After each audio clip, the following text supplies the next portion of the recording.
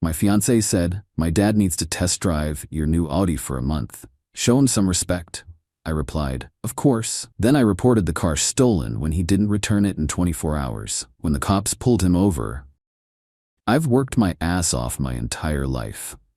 Grew up in a mobile home park where the highlight of my childhood was when my mom could afford the name brand cereal instead of the bags with cartoon knockoff mascots. Worked 3 jobs through college to graduate debt-free. Spent 6 years at a tech company working 70-hour weeks while living in a studio apartment and driving a 15-year-old Honda that made sounds even my mechanic couldn't identify. 4 weeks ago, at 32 years old, I finally bought myself something nice. A brand new 2023 Audi S5. Nothing wildly extravagant like an R8, but still the nicest thing I've ever owned. Black exterior, black leather interior, with the available 6-speed manual transmission. I saved for years for the down payment, ran the numbers a dozen different ways, and made sure the monthly payments fit comfortably within my budget. This car was my one indulgence after a lifetime of financial caution. My fiancée, Ellie, wasn't thrilled about it. "It's so flashy," she said when I drove it home. "Couldn't you have gotten something more practical?" This from a woman who drops $300 on a single pair of shoes without blinking. I brushed it off. We've been together 3 years, engaged for 6 months, and I've learned to pick my battles. This was important to me, and she'd get over it. For context, Ellie doesn't drive, she takes public transit to work, so it's not like she needed input on a car she'd never use. Or so I thought. 3 days after finalizing my extended warranty paperwork, we were having dinner at her parents' house. Something we do every other Sunday. I get along fine with her mom, but her dad, Roger, has always been difficult. He's one of those guys who believes his opinions are facts and everyone else is just misinformed. Throughout dinner, Roger kept bringing up my car, making little jabs. "Must be nice to waste money like that when you're young. Hope you got gap insurance. Those things depreciate faster than bananas ripen. How many actual horses would that horsepower buy? Now that would be a smart investment." I smiled and nodded, same as I always do. Roger owns a successful construction company and Ellie is his only child. She adores him, and maintaining peace with him has always been part of the relationship deal. As we were leaving, Roger followed us out to the driveway and asked for the keys so he could see how she handles. I handed them over, explicitly saying, "Just a quick spin around the block, right?" He nodded as he adjusted the seat. Instead of taking a short drive, he tuned my radio to a country station and said, "I'll bring it back next time you guys come over for dinner." Then he winked at Ellie and drove off in my car, leaving us standing next to his Ford F-350. Before I could process what just happened, Ellie turned to me with a smile. "Dad needs to test drive it for a while. You know how he is about cars. He wants to make sure you didn't get ripped off." "For 2 weeks?" I asked, dumbfounded. "It'll probably be more like a month," she said casually. "He's going fishing with his buddies at Lake Powell next weekend." I stared at her. "He's taking my brand new Audi on a fishing trip?" She rolled her eyes. "Don't be so uptight. It's just a car, and it's important to show Dad some respect. He's old-fashioned that way." "Here," she added, tossing me her dad's truck keys. "Dad said you can use his truck until he brings yours back. See? He's being considerate." We argued the whole way home in Roger's truck, which smelled like cigars and had an empty Big Gulp wedged in every cup holder. Ellie couldn't understand why I was being so selfish and making a big deal out of nothing. According to her, I should be honored that Roger wanted to drive my car. The next morning, I called Roger. No answer. I texted him. No response. I called Ellie at work. "Oh yeah, Dad mentioned you might call. He's in meetings all day," she said. "He really likes the car, by the way. Says the acceleration is impressive." "I need it back today," I told her. "I have client meetings tomorrow, and I'm not showing up in a truck that has built Ford tough mud flaps. Plus, my insurance only covers occasional other drivers with my permission. Not someone taking my car for weeks at a time. If he has an accident, I could be personally liable." "You're being ridiculous," she sighed. "Dad's doing you a favor by testing it out. Just use the truck for a few weeks. It's not like it doesn't run." I took a deep breath. "Ellie, I'm serious. That car is in my name. I'm responsible for it. And I didn't agree to lend it to your father for a month. Whatever. I've got to go. And please stop bothering Dad about this. It's embarrassing. She hung up. I sat there for a minute, thinking about the situation. This wasn't just about the car. It was about respect. Or rather, the complete lack of it. I tried calling Roger again that evening, straight to voicemail. I texted Ellie asking for her dad's address so I could go pick up my car. She replied, "Stop being a baby about a car. Dad will bring it back when he's done with it." That was it. The line in the sand. The next morning, exactly 48 hours after my car had been taken, I called the police and reported the unauthorized use of my vehicle. My car was taken under false pretenses and hasn't been returned, I explained to the officer. I gave permission for a brief test drive only, explicitly denying extended use, but now the person who has it is refusing to return it and isn't responding to my calls. I gave them Roger's name, explained that he was my fiancé's father, and provided all the details they needed. The officer explained that while this might ultimately be considered a civil matter given the family connection, the continued possession of the vehicle after explicit denial of permission could constitute unauthorized use of a motor vehicle or theft by conversion in our state. "Are you sure you want to pursue this?" the officer asked, given the family connection. "Absolutely," I replied. "The car is financed in my name. I'm responsible for it. I've made multiple attempts to resolve this directly, but they're ignoring me." 2 hours later, I got a call from an absolutely livid Ellie. "The police just pulled Dad over on the highway," she screamed. "He's being detained. What the hell did you do?" "I reported my car as being taken and held without permission," I replied calmly. "You gave him the keys." "I gave him the keys for a test drive around the block, not a month-long joyride that includes a fishing trip. I tried to resolve this reasonably, multiple times. You and your dad both ignored me." She called me every name in the book, then hung up. 15 minutes later, I got a call from Roger.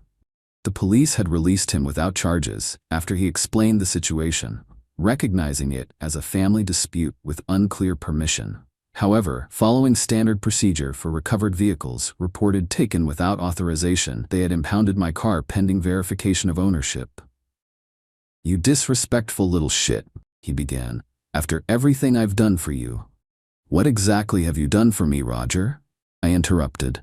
"Because from where I'm standing, you took my car without permission, ignored my calls, and planned to take it on a fishing trip without even asking. I was testing it, making sure you hadn't made a stupid financial decision. That's what fathers do. No, that's what controlling people do when they don't have boundaries. I'm not married to your daughter yet, and even if I was, you don't get to take my things without permission." He spluttered for a bit, threatened to call off the wedding, then hung up. Within minutes, my phone was blowing up with texts from Ellie, her mom, her aunts, even her cousins. Apparently, Roger had told everyone I had him arrested for borrowing a car.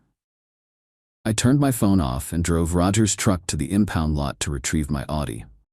When I got there, I had to show my driver's license, registration, proof of insurance, and vehicle title. I filled out several forms, confirming I was the legal owner, and explained the situation to the clerk. After paying the $320 impound fee and signing a document resolving the unauthorized use report, they finally released my car. The car was undamaged, except for the half-eaten bag of beef jerky on the passenger seat and the country music preset on every radio station. I drove home, parked Roger's truck in front of our apartment building, and texted Ellie that her dad's truck was parked outside with the keys in the center console. Around 8 p.m., Ellie came home. Her eyes were red from crying, but her voice was cold. "My father will never forgive you for this humiliation," she said, standing in the doorway of our apartment. "How could you do this to my family? How could your father take my car for a month without permission?" I countered, "How could you think that was acceptable? It's what Dad does." She exclaimed, as if explaining something to a child. "He tests things out, makes sure they're good enough. He did the same thing with my sister's husband's boat, my cousin's jet skis. And they were all okay with that?"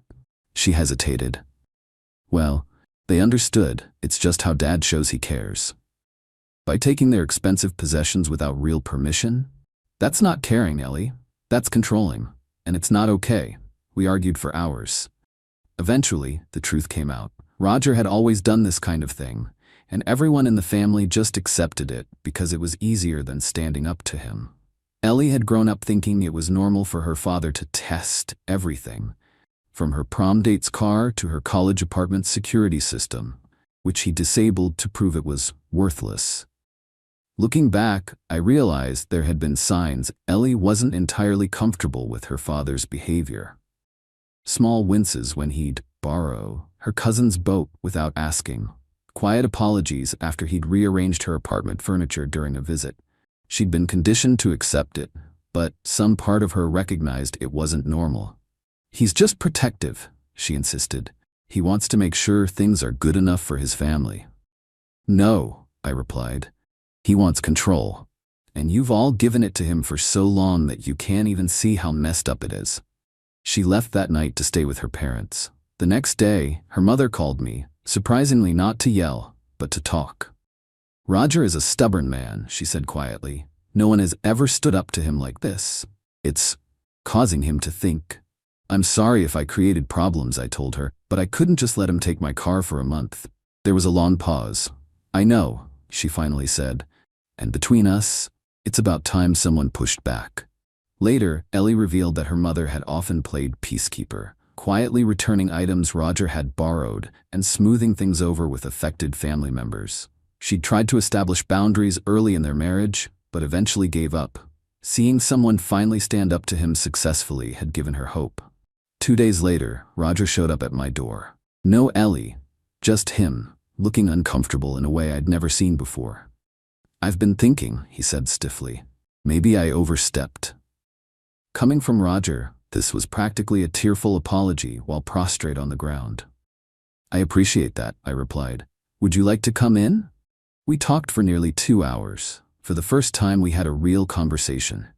He told me about growing up poor, how he built his business from nothing, and how terrified he was that his only daughter might struggle financially. His testing things was his way of making sure his family had only the best, the safest, the most reliable. "But you crossed a line with the car," I told him, "and with how you've treated me since I proposed to Qley." Surprisingly, he nodded. "I know, it's hard for me to see her with anyone, but calling the cops, that took balls. No one stands up to me. Maybe that's what she needs." It wasn't a perfect resolution, but it was a start. Later that evening, Qley came home. She was still upset but willing to talk. "Dad says he respects you now," she said, sounding confused. "That's not something he says about many people." "I respect him too," I replied, "but that doesn't mean I'll let him walk all over me." She thought about that for a long time. "I don't know how to navigate this," she finally admitted. "My whole life, what Dad says goes." "I know, but if we're going to build a life together, we need to be partners. That means we stand together, not you and your dad on one side and me on the other." The next few weeks were tense but productive. Qley and I had many long conversations about boundaries, respect, and what we wanted our future to look like. She started to see her father's behavior in a new light, and I began to understand why she'd been so conditioned to accept it. As for Roger, he's making an effort. Last Sunday dinner, he actually asked my opinion on some business matters. And when we left, he walked us to my car, admired it one more time, and then, miracle of miracles, walked back to his own truck without asking for the keys. The wedding is still on, though we've postponed it for 6 months to work through some of these issues. Qley has started therapy to unpack her family dynamics, and I've promised to be more understanding of the adjustment she's going through. Oh, and I installed a GPS tracker in my Audi. A commercially available one, primarily for theft protection, a legitimate concern after what happened. I disclosed this to Qley a few weeks later, wanting to be transparent about security measures on a vehicle she occasionally uses. Trust but verify, right? Edit. Since this blew up, here are some follow-up answers to common questions. Yes, I did explicitly tell Roger he couldn't take the car for more than a quick drive around the block. He chose to ignore that. No, this isn't the first red flag in the relationship, but it was the first time I couldn't just roll with it. There's a big difference between putting up with Roger's opinions at dinner and letting him take my $53,000 car on a fishing trip. For those saying I should have pressed charges, the police officer who handled the case recognized it as a complex family situation with unclear permission rather than straightforward theft. They suggested trying to resolve it as a family matter first, which I appreciated. Several people have asked if I'm still with Ellie. Yes, we're working through things. She grew up thinking her dad's behavior was normal. That kind of conditioning doesn't disappear overnight. To the person who asked if the Audi is really that great, yes it is, and Roger is never driving it again. Update, 3 months later. The amount of interest in this situation has been surprising, but here's where things stand now. Ellie and I are still together and still engaged, though the wedding is now planned for next year rather than this fall. She's been seeing a therapist who specializes in family dynamics, and it's been eye-opening for her to realize how much her father's controlling behavior shaped her view of what's normal. The biggest change has been in our communication. We now have a rule. We decide things together, then present a united front to both our families. No more divide and conquer.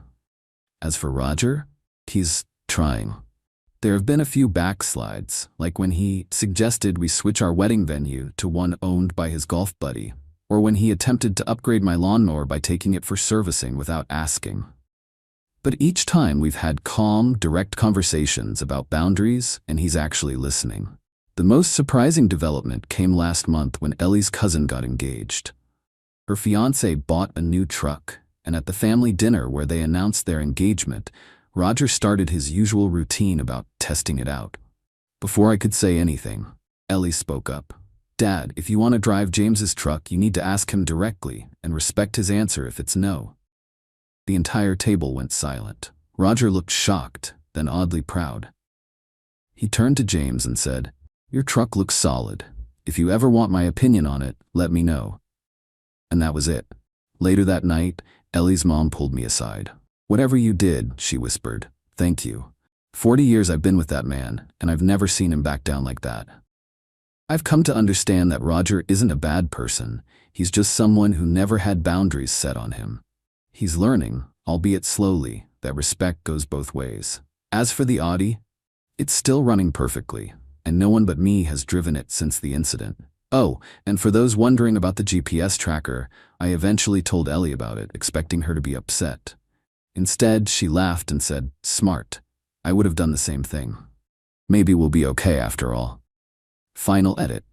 To the commenter who asked if I'd let Roger drive the Audi again if he asked properly. He actually did ask about a month ago, politely.